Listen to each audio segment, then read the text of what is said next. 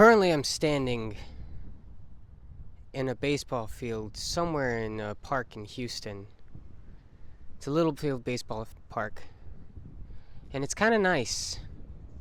I mean, it's a little windy, but I can deal with the wind, because, in all honesty, I haven't had direct contact with sunlight in quite some time, and it feels pretty good.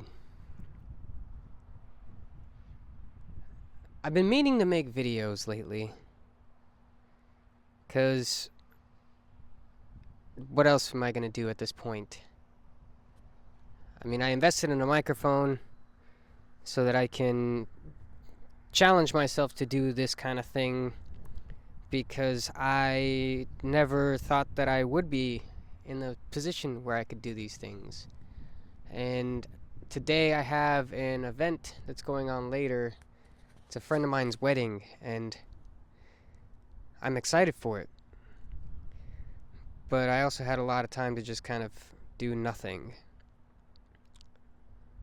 which is what I find myself doing a lot of times. Is I do a lot of nothing. And I don't know if anyone else is like this, but I have a lot of time to just kind of hang out and think. Think about a lot of things. And before I even get a little bit further into this, I just want to say I don't have a plan with what I'm going to talk about. Most days I don't wake up with an idea of what I'm going to talk about that day. And it's funny because I fashion myself as a comedian, as a stand-up comic. I mean, that's kind of currently what I'm trying to pursue and do. But I also enjoy writing, and I also enjoy just going out and meeting people, and that's a big draw to me of why I want to do anything in life. Is there's enough people out there that I want to meet, and everybody's a new storybook and story to tell and to listen to, and I like stories. There's something about a good story that can transcend a lot of things in my mind. Some of the greatest lessons that I've learned came from movies and TV shows, and a lot of them were the times where I didn't even expect to know what was going to happen in them. Case in point, I just went to the movies this weekend because I had extra time available, and I don't know if this is just getting older or just me filling up my schedule, but I find myself not having a lot of extra time anymore to do things that I like. Like, I love going to the movies. I love going to theaters. Actually physically going into the theaters is one of my favorite things to do. It's an experience, and you say whatever you want about rising costs or inflation or whatever it is, but I'm still gonna pay money to see something that I genuinely think is gonna be interesting, or it might not be, but I don't know. One of my favorite times on a random Saturday noon o'clock time was purchasing a ticket to go watch a movie at a theater, not realizing that it was a documentary. And I love documentaries. I grew up on documentaries. But it was a really well done documentary. It's The Alpinist. It's about not a free solo climber, but he technically was one at one point. But Alex Honnold, and who did free solo, and he was famous for that stuff. The documentary that I watched was The Alpinist, and it was about a guy that Alex Honnold looked up to, and that blew my mind because I didn't even know about this going into it. But for the next hour and a half, I sat there entranced, watching and learning about this one particular guy who did something that I never considered was a thing, number one, and number two, it had a lot of weight behind it. And for better or for worse. I mean, you can say that I might have wasted 2 hours of my life, but I think it was a fun time because not only did I learn about a new activity or a new person, but I genuinely enjoyed it. It was a good time. And I think that's kind of what I think about a lot is what's the next thing that's going to give me a good time? Um, Someone told me a couple of months ago at random that I seem like a motivational person. That I seem like one of the most I am the most motivational person that they actually know. And it was interesting because it was a coworker of mine and we hadn't known each other for very long by this point. But still in like the span of a couple of weeks, I apparently seemed to her to be very sure of myself and comfortable with the idea that anything that I'm going to do is what I'm going to do and it's going to be phenomenal or whatever. But that's not often the case. And I am generally self-deprecating. I am. I enjoy being self-deprecating. I think it's fun to be able to talk bad about yourself because if you can't talk about yourself, you can't talk about anybody else. At least that's how I was raised. You know? If you can't make fun of yourself, don't make fun of others. And the biggest target is the biggest things that I like making fun of things that I love. Like you can tell that I love something by how much I make fun of it. Like I'm a big fan of Doctor Who. Anybody who knows me knows that I'm a big fan of Doctor Who, and I'm gonna always talk bad about Doctor Who because I love it and I know so much about it and I can pull so many references from it. I can pull references more from love than I can from hate. And I know not everyone is like that. I'm fully aware that, some people like hating on things and that's how they get through and I'm okay with that cuz that's you. That's totally up to you. This is very different for everybody. But I don't think that I'm a motivational person. At least I don't consider myself one, and I don't know how I feel about that. Because being motivational means that I'm trying to, at least in my mind, that I'm trying to sell something to somebody. Or sell the idea that I know what I'm doing, whenever I am fully aware that I don't really know.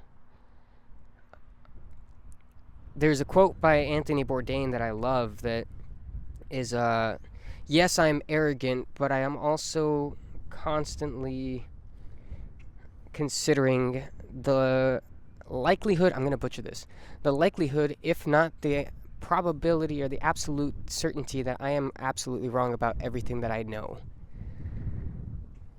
I butchered it, but the sentiment is there. I don't really know what's going on most of the time, and I can't tell you why I make the decisions that I make until after I've already made them.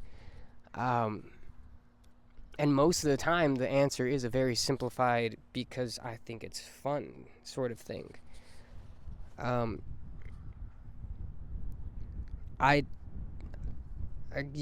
It's just, I'm comfortable with the thought of knowing that I don't know what's going on. I don't know what's going to come next.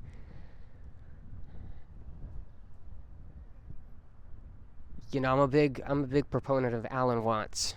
Some people who know me think that I talk about him or bring him up not enough, and I feel like I don't. But I discovered Alan Watts in college, and ever since I've been hooked, and I've listened to his stuff, and not so much for the person, because I'm not the type of person that likes other people. I don't really tend to. I try not to idolize other people as much, because I know we're all human, and humans are inherently flawed if you believe in that sort of thing, or if you even consider the fact that humans are flawed. But I enjoy knowing the fact that in one of Mr. Watts's lectures, which I've listened to them countless times. I genuinely have. I used to fall asleep to them all the time just because it was comforting. His voice is comforting, and the topics that he was talking about kind of lulled me to sleep.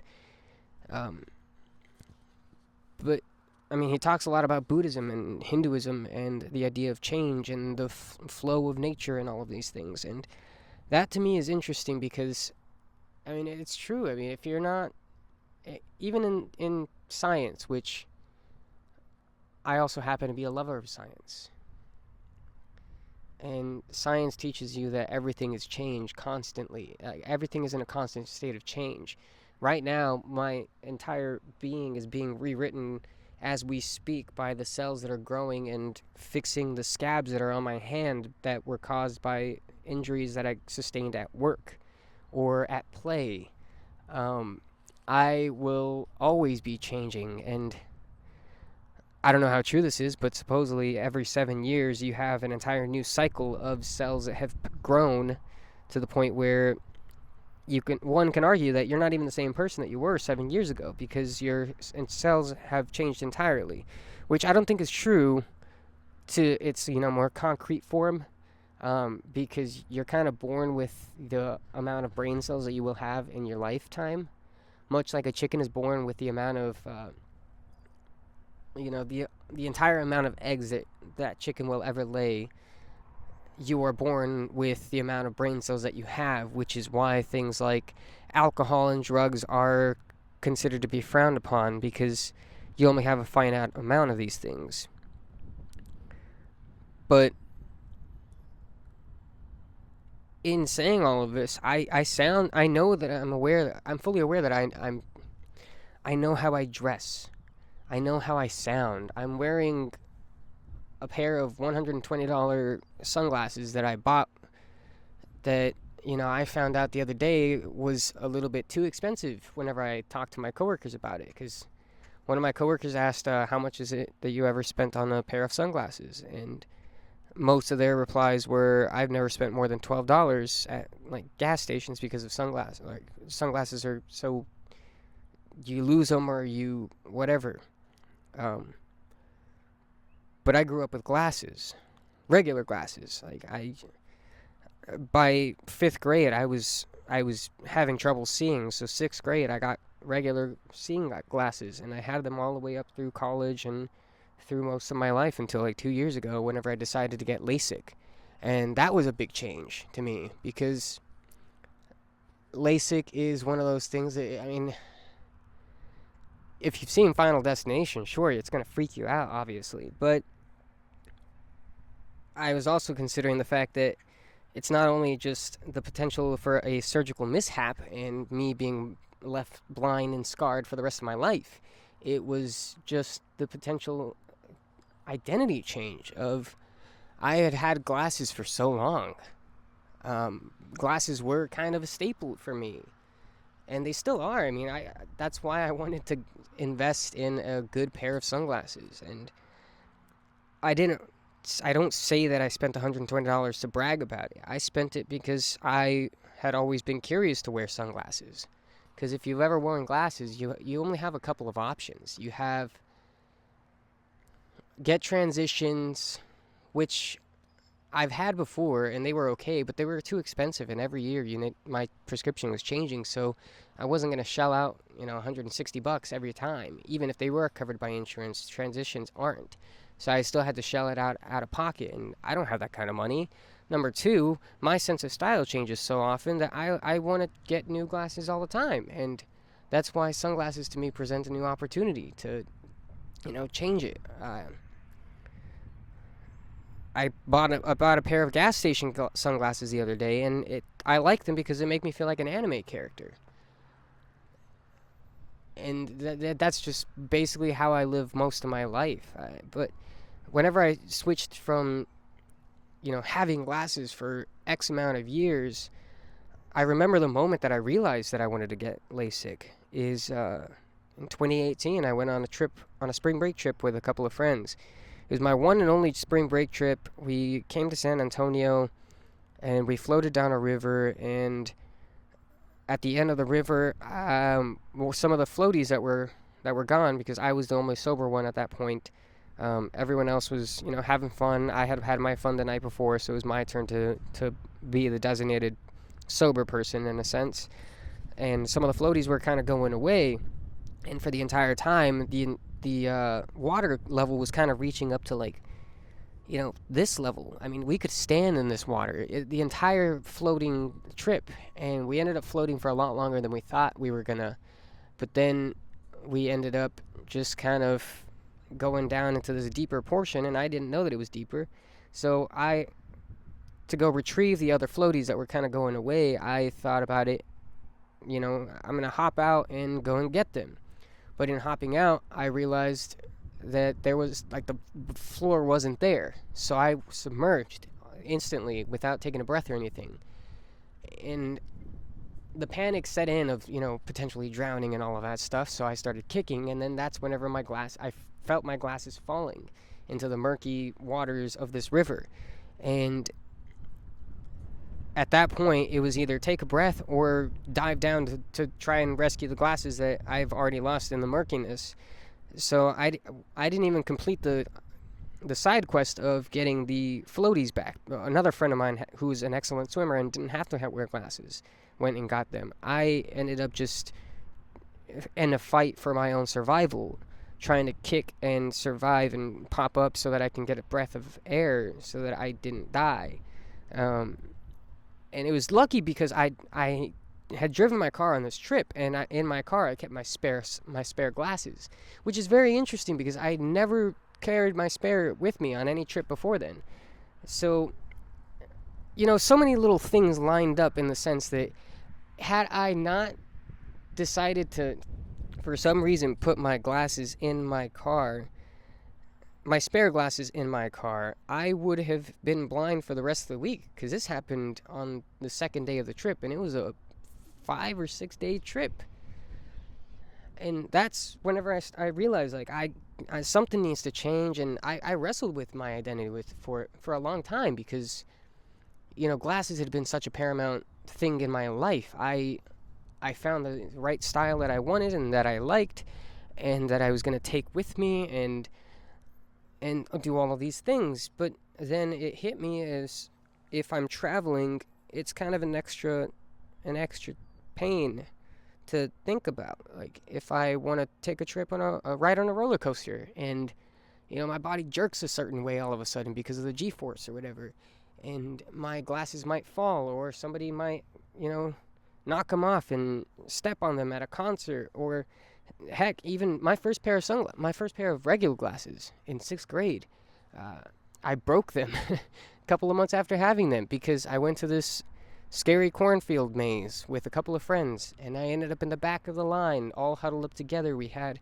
one hand on each shoulder kind of thing, but then in the first moment where we were scared about something by someone, and this was basically 5 feet into the actual corn maze, and anybody who's ever been in a corn maze knows that they won't let you out through the front. Like, you have to finish it. Even if you try to talk to these people, their goal at that moment is to scare you. And if you're trying to get the attention of the attendants, saying that, hey, I lost my glasses, because in getting scared, they bumped into me, my glasses fell onto the ground, and they were gone. They were lost in the dark.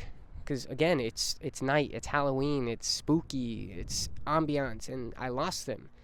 So I had to, like, physically grab onto one of my friends and tell them, I lost my glasses, I can't see. And I remember that being the first time that I panicked about, my eyesight and how important it is to be able to see, which is such a simple thing to think about. And, people have told me that, oh, you overthink the simplest of things. But no, it's the simplest things that I think about all the time. I worry about my eyesight. I worry about my knees, my feet. I worry that I'm not doing enough squats because the knees are the first things to go. I worry about not getting enough sunlight, which is why I'm standing so far away in the sunlight. Like, I put my phone in the shade so that it doesn't overheat. And this, like I said, this is the first time I'm doing this. So I found a nice little spot. But now I'm standing in the sunlight because I need vitamin D, because that's very important. Um, and I mean, I'm usually thinking about these kind of things, and my mind is usually so far gone, lost in these small little details of my life, trying to regulate and keep myself at a homeostatic balance thing, which homeostasis is one of my favorite words. Um, I love science, and one of my favorite words in science is homeostasis, and it's just a fancy word of saying balance, which is funny that it kind of connects in a way that I ended up loving Alan Watts, because Alan Watts preached about, not even preached, he didn't even preach, he was just kind of, he always just mentions this in his speeches and in his lectures, that he's nothing but a vehicle for the words that are coming out of him. And that's basically how I feel about a lot of things. But what he is expressing a lot of the time is Hinduism and Buddhism and Taoism, especially Zen Buddhism and Taoism, who I feel a little bit weird saying that out loud because it feels new agey and kind of, wishy-washy and woozy and I'm spiritual kind of thing. But they're these are religions and these are ideologies that have existed for more than centuries. And in my mind, yes, Christianity is the same thing. If I believe in, I was raised Catholic, I was born Catholic, I was baptized Catholic, I can't get that out of my system. That's ingrained in me because of childhood. And I'm not saying that was good or bad. I don't have a say in that because I had no choice in it. I had no say in the matter. I don't know which religion is right. I don't know which one is going to be the right one. I read Dante's Inferno as a kid, and I realized very quickly on that, the first two levels are full of philosophers or scientists or people who just generally weren't Catholics. They weren't bad people, but they were just generally not Catholics. They didn't accept the specific religion of this book and this world and of Dante, and they didn't accept Catholicism. Ricky Gervais has this amazing joke at some point. I think it was him. I might be misattributing it as well, but he said, or a quote. I don't know if it was a joke or a quote, but either way, it was the basic premise of it was, why am I going to go to hell for something that why is a little baby in India going to go to hell or be condemned to go to hell if just because they don't believe in the right religion? And that's the whole point of missionary stuff, is like trying to get them to understand the fact that there's a car that pulled up, so I might have to cut this short.